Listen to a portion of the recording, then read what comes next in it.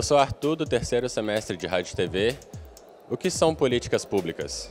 A política está em benefício da sociedade, ela está em benefício do bem comum, e então toda política é pública. Ela pode ser uma política que esteja verdadeiramente correspondendo àquilo que é o bem comum, e também pode ser uma política que esteja correspondendo ao bem particular, ao capital, ao que for. Quando a gente fala de política pública, e a Igreja, quando quis a campanha da fraternidade, falar de política pública, ela tinha em mente as políticas sociais, né, que estão presentes no capítulo 6º e capítulo 7º da Constituição da República Federativa do Brasil de 1988. Quais são as políticas públicas? A saúde é uma política pública. A proteção à criança desde que nasce, né, é uma política pública.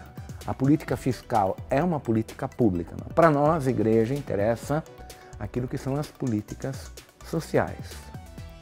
Então, quando nós falamos fraternidade e políticas públicas, direito e justiça, nós queremos nos referir às políticas, aquilo que diz o artigo 6º e 7º da Constituição, que fala das políticas públicas.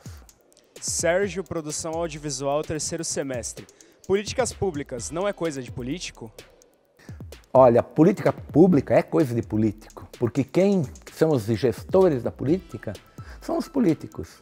É a Câmara Municipal, os vereadores, é a Assembleia Legislativa, que são os deputados estaduais, é a Câmara dos Deputados, né, que é também aqueles que gerem a política, e também é o Senado, né.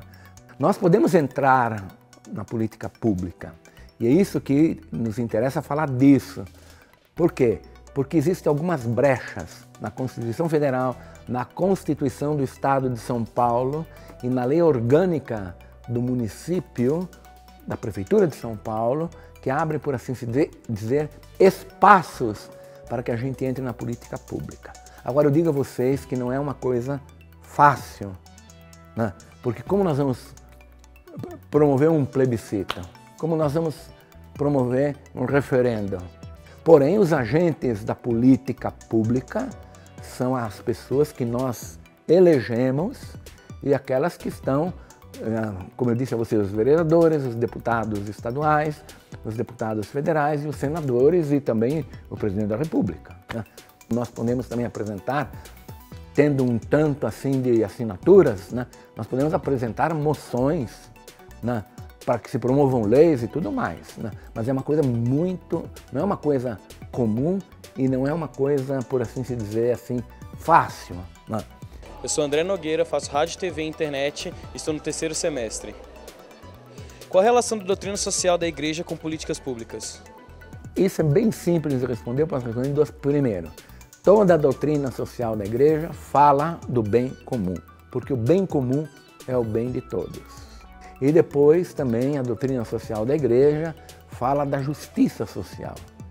Porque se não existe justiça social, se não existe abertura de oportunidade para todos a acederem a tudo, não se pode falar de política pública, entende? Não se pode falar de direitos, não se pode falar de justiça, entende? Então, a doutrina social da Igreja, ela fala, o bem comum tem de prevalecer ao bem individual, ao bem do capital, ao bem do que for, primeiro. E segundo, tem de ter justiça social. Meu nome é Pedro Dourado, eu estou no segundo semestre de audiovisual e a minha pergunta é, você teria algum material ou algum site para aprofundar o estudo sobre políticas públicas?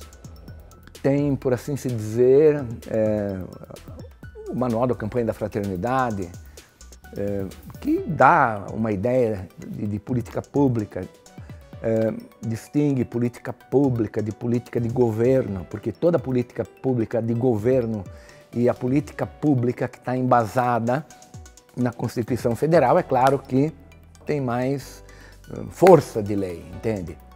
Então, o que eu acho que a campanha da fraternidade é importante é para alertar a todo cristão, em primeiro lugar, que a política ela faz parte da religião. A religião, a nossa fé, ela não está separada da política. Porque mesmo que você seja neutro, você já está sendo político, né? Mesmo que você não abra a boca, você já está sendo político. Então, a política, ela é uma dimensão do ser humano, né? E como sendo uma dimensão do ser humano, a política ela tem que ser exercitada. Ela não pode, por assim se dizer, ser absolutizada.